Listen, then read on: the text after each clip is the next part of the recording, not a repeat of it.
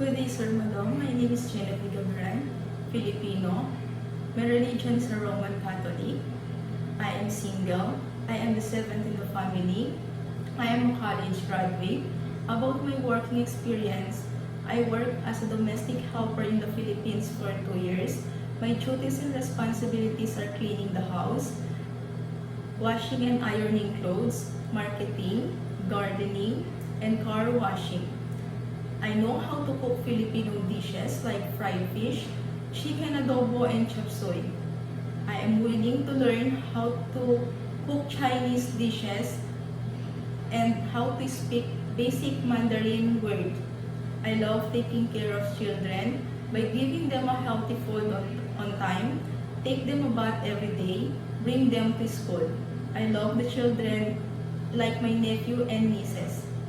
Sir Madam, I am honest, trustworthy, flexible, responsible, and hardworking person.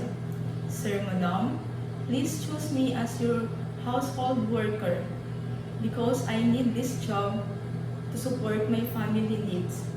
I will promise to do my duties and responsibilities, and I will finish my 2 years contract. Thank you, Sir Madam.